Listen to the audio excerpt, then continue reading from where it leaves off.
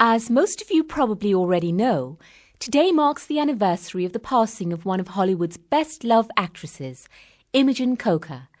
Here with me today is Pam Albright, film critic for Entertainment Today, and Oliver Cromgood, critical voice for Flicks of Fancy. Pam, let's start with you.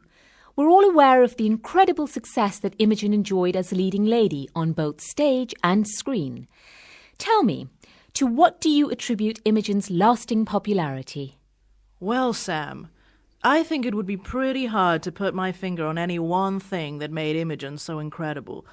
But if I had to, I'd put it down to her almost instinctive ability to delight audiences with her over-the-top takeoffs of current topics. Her ability to parody the weaknesses of almost anybody and anything is legendary. Nobody escaped that sharp tongue. Well, I certainly wouldn't argue with you about her biting wit, but I don't know if I'd say that was what endeared her to the public.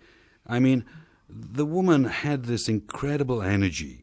She could enter a room and you could almost hear the hum of electricity that she emanated. On stage, in front of the cameras, and even in her everyday life, she just exuded dynamism. People were drawn to that. I mean, they wanted a piece of it.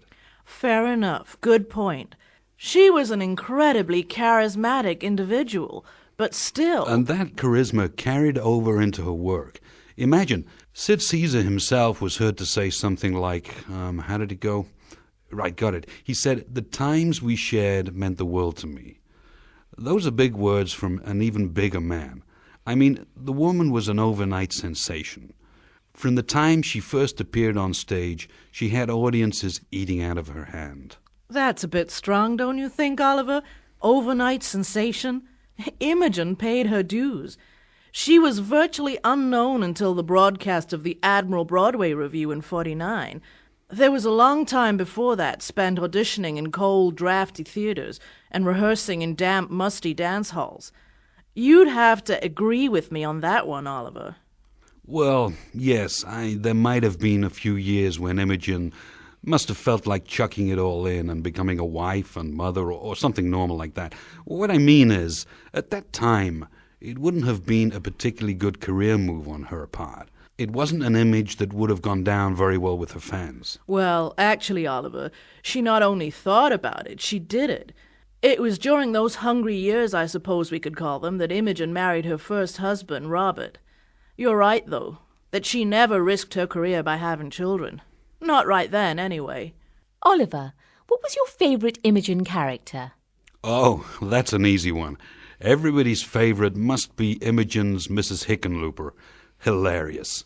Simply and utterly hilarious. Audiences couldn't get enough of it. People were repeating her lines to each other for days and months afterwards. Hilarious, yes. But come on, Oliver. What about her portrayal of Grindle in the '63 classic? That made you laugh too, but there was more to it than that. With Mrs. Hickenlooper, you laughed because it was very funny, but that was all.